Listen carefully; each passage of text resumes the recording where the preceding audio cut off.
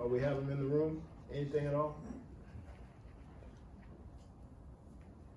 Yes, sir. Yeah. I wanted to ask you so after you'd spent that time in Pendleton, what was the biggest shock arriving on death row in Michigan City?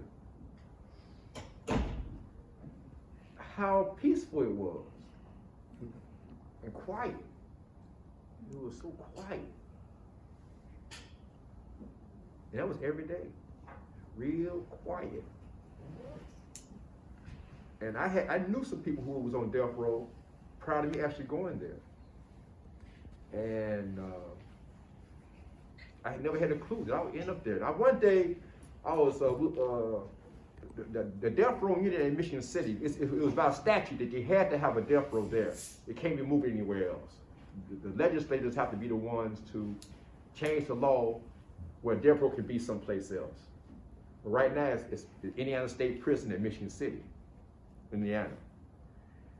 And I never thought I could be there. But I would talk with the prisoners there through the window, through a fence and a window, you know.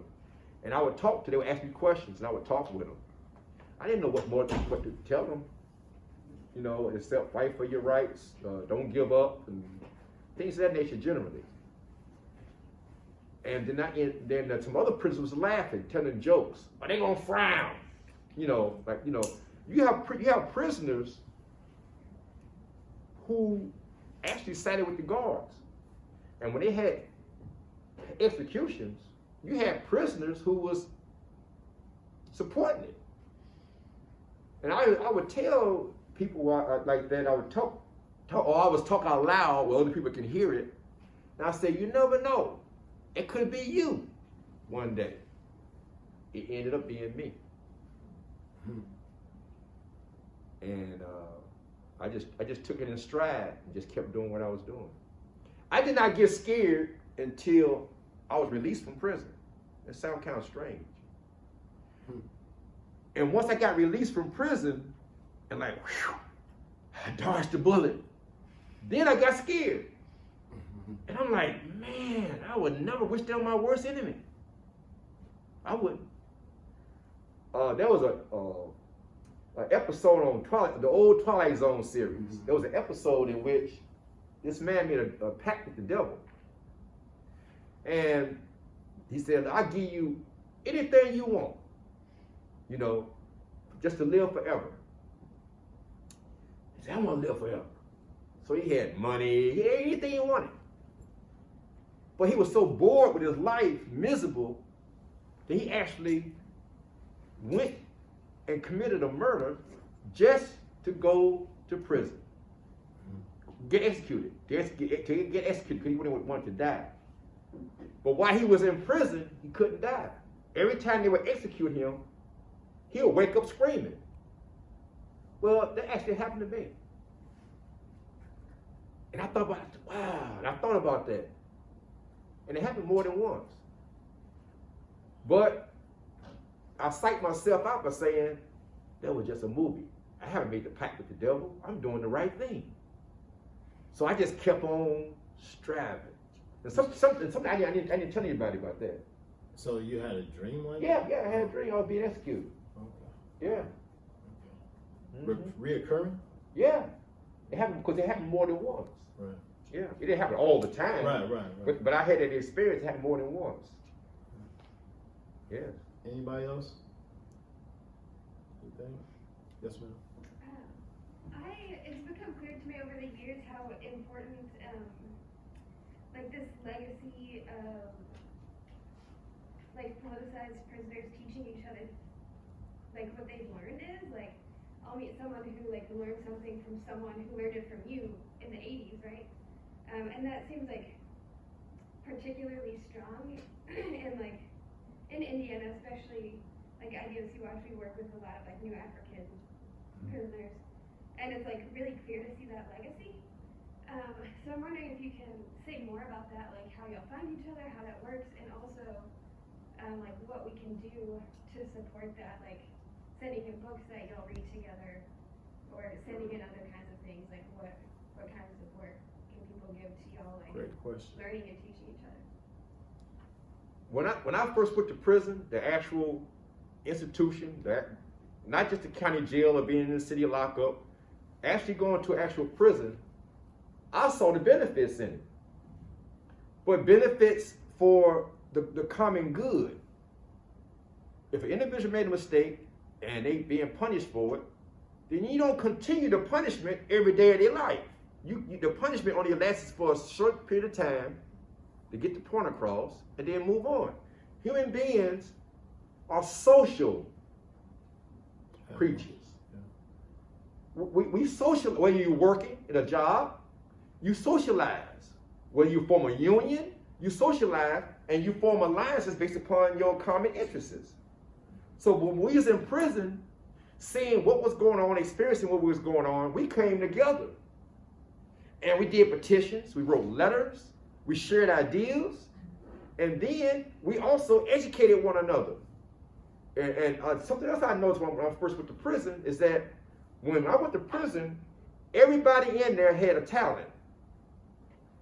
Sports, I knew mathematicians, but if you look at their grades and when they was in school, they were special ed students. But they were mathematicians, they were engineers, there were people who went to law school who did not end up going to jail from IU that I met. And they were in law school, ended up in prison. And so we all end up working together and sharing our knowledge and pooling our knowledge together to help other people. There's a way to make a hustle because it's full of ignorance. And if you know a little something, you can take advantage of people that way. And one of the things that made me stand out from others is because I used to be a fighter. You know, I was a fighter. But I did not look like somebody's face all, you know, puffy and beat in from being a lot of fights, a lot of marks on me. But I had learned that I couldn't whoop everybody, so I had to give myself an edge, and we had a policy. The policy is to carry forth our agenda, short-range, long-range goals, without impeding or harming other people. If you are doing the right thing and then somebody get in your way, then you don't do a lot of talking. George Jackson called that murder mouth. We were not murder mouths. So I would make my move first because it violated our policy. So I made my move first and then work, then started getting around, the message started getting around. So that gave me the ability to flex my muscles a little bit, but I did it with a sense of justice. So people would respect me, not because I was tough, but I exhibited a type of character that other people would emulate or have some kind of admiration or respect. And that's how it happened with me. And I focused a lot of attention on young people because I always did want to learn. I didn't know how to be a man. I learned how to be a man in prison. And the way I learned how to be a man while I was in prison, because what I was seeing, I did not want that to be me. I would see people who would walk by themselves. They didn't run in no gangs. They was always respectful and had exhibit some kind of dignity. So I wanted to know, how did they do that? How did they walk by themselves? How did they avoid being in crowds? Like I used to, be in groups and crowds. We was all insecure to protect one another. But once I found out that it was no secret, I had to mature. I had to learn how to respect myself, and I had to learn how to take care of myself on my own. And that's what I did. I started walking by myself. I did not jump on people and beat people up because I had a crowd or a group or somebody who was not connected or didn't have close family support or something like that. They become targets. So that's what I did. Now I think that being that we are socials, and when you try to come in between somebody and break up their socialization, then you are actually depriving the individual of being human. Definitely. That was one of my biggest problems with prison itself, you know, because it's a policy ongoing that as soon as you step off of the bus, all tied up, chained up, you know, and dragging yourself into this building. As soon as you come off the bus, the guards are on you, you know, oftentimes they're yelling at you, yelling in your face, you know, calling you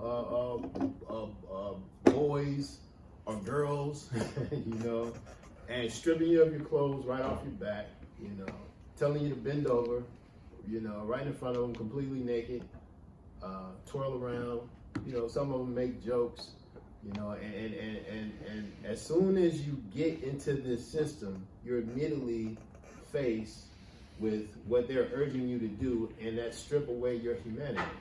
You know, you're not any longer going to be called by your name. You know, that's out, not by officers. You know, unless they know you. But typically, engaging, they're going to call you by your number, 9954787. You know, I'll never forget it.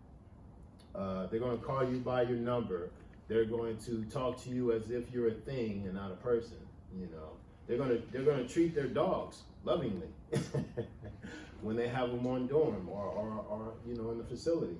They're going to talk lovingly to them and talk to you like you were the biggest piece of trash that's ever been put together. You know, they say derogatory stuff about your mother, about your family, about where you're from, about who you are, and anything, you know. And it is a common culture. It happens every day.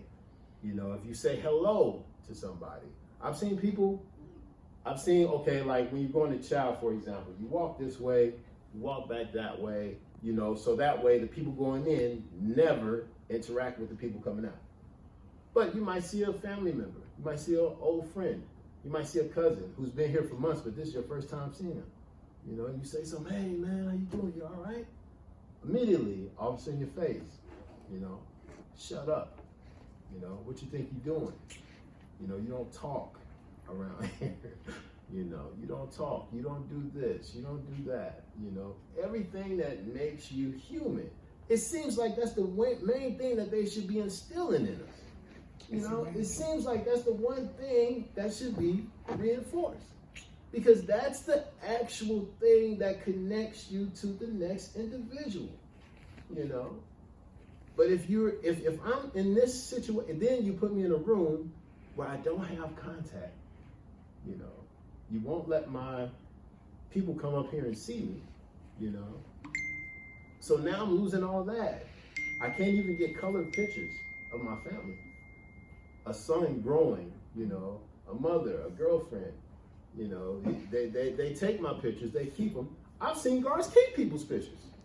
I've seen guards show me that guy's wife. Oh man, she's hot, ain't she? You know, because he confiscated the picture and kept it because he liked it, you know. And prisoners constantly see this type of stuff. And it just really, if you don't watch it, it's really going to turn you cold, you know. So when you come from a system of abuse or a system of poverty or a system of just, you know, some type of systematic oppression, the one thing you need is some human compassion. That's the main thing that will cause these type of feelings and sentiments to actually take effect and turn unhealthy behavior around. And I know because that's what has worked for me, you know. But it's just so sad. And at this point, I just find it offensive. Because if I know this, I know they know it. The orchestrators of the system. If I'm aware of this, I know that they've studied this 100 years ago, you know, and know it down to a science, but do absolutely nothing, you know, which is absolutely disgusting. And that's really why I'm sitting in this seat, you know. And to answer the second part of your question, what you can do, as I mentioned,